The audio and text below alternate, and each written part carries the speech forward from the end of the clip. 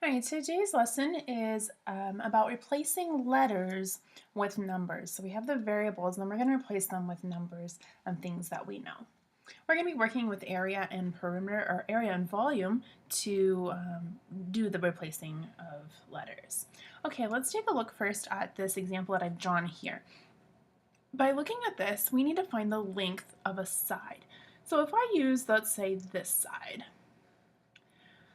I know that there are 3 units on one side.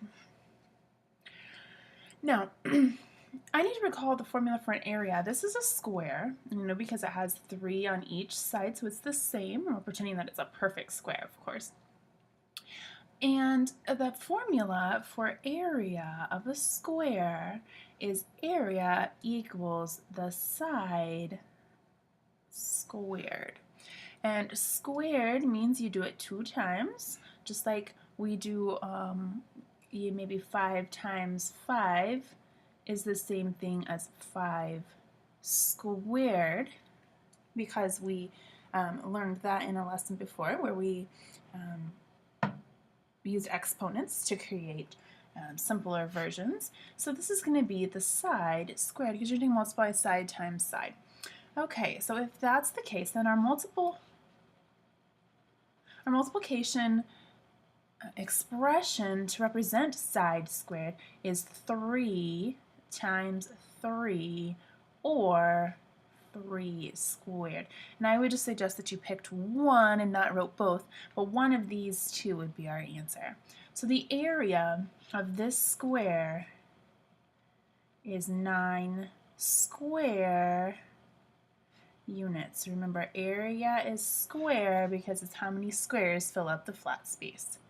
Now, this one was an easy one because we could count each of those squares and come up with 9 square units.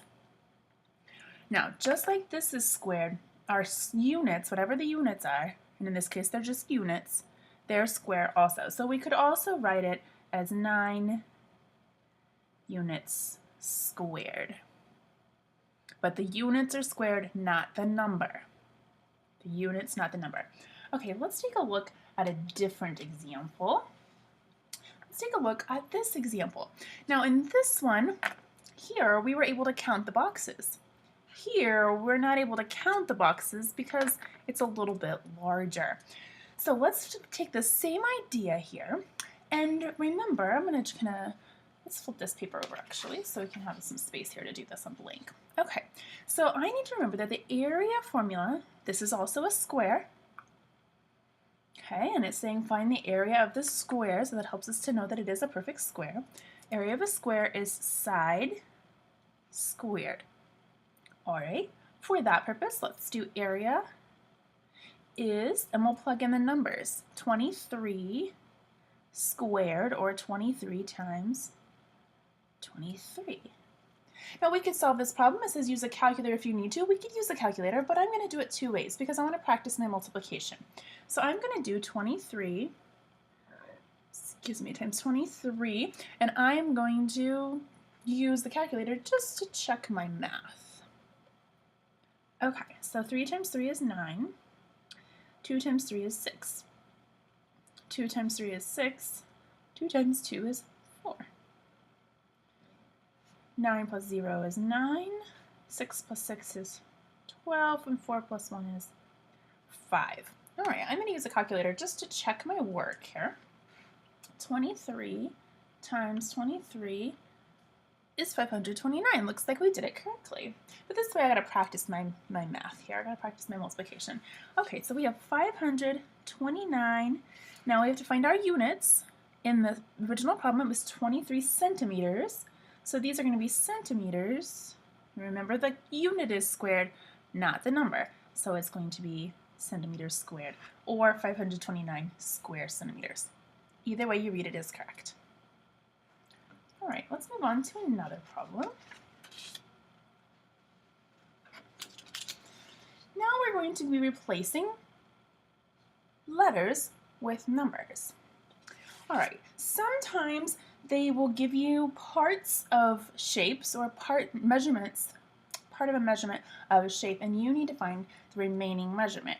So here we have from the top of this rectangle to the bottom is B centimeters. We don't know what B stands for, so we need to use our other information that we have to figure that out. Well, I know on this side it says from the top to the bottom is 8 centimeters. So I know that this is from the top to the bottom, and this is from the top to the bottom. They are the same length because it is a right rectangle. So the letter B in this blue rectangle is representing the number 8. So we could substitute in 8 for B and have the same value. So we're replacing the letter with the numbers. All right, that one was a pretty quick and easy one. Let's take a look at this one. This one is volume. And volume is a little bit trickier. I think you learned a little bit about this last year, but we're going to kind of take it a step further this year. This is going to just be a review for now, but as we move along through our geometry unit, we will definitely do a lot more with volume than we did last year. Okay, first thing I want to look at is this first rectangle here. Let's cover up the second one so we don't get confused. We'll just take a look at the first one for now. And I want to know what these letters represent. All right, well, there's an L, and I'm just going to say L equals. And remember, when we do L in a variable for math, we always make it a cursive L so that it doesn't look like a 1. And there's this kind of a fancy L up there. We have a W, and we have an H, just kind of moving around here on the rectangular prism that we have here is three-dimensional. L in this example represents the length of the prism. What's the length? How long is it across there? And length and long both start with L, so you know length is how long it is. W is the width. How wide is it? W represents the width. And H tells how high it is, or the height of the object. How tall it is. All right. Now, if you take a look at the second one, you will notice that it is an identical replica of the first. It's the exact same rectangular prism. So we're going to plug in and substitute numbers for the letters. That's easy enough. First, let's recall the formula for volume. Volume, remember, is a capital V, and the formula is length times width times height. And I'm replacing, we'll go over this a little bit later in a couple more lessons, I'm replacing my multiplication sign with a dot, because if I put an X in there, I might get confused that it's another letter. We'll talk about that later on, but understand that I'm multiplying here. Those dots are multiplication signs. It's just another way to write it. We'll talk about that later in another lesson. Okay, let's plug in numbers. L was the length, so we'll find the length here, and the length is the same place in this one because they're identical. So the length is equal to 6 centimeters. So below length, I'm going to put 6, bring down my multiplication sign, and I'm just going to continue to use my dot. I don't want it to be a decimal. I don't want to put it at the bottom. It's kind of right in the middle there. If you want to use an X, go for it. We'll get to that later. Okay, W, remember, was the width, so we're going to look for the width over here.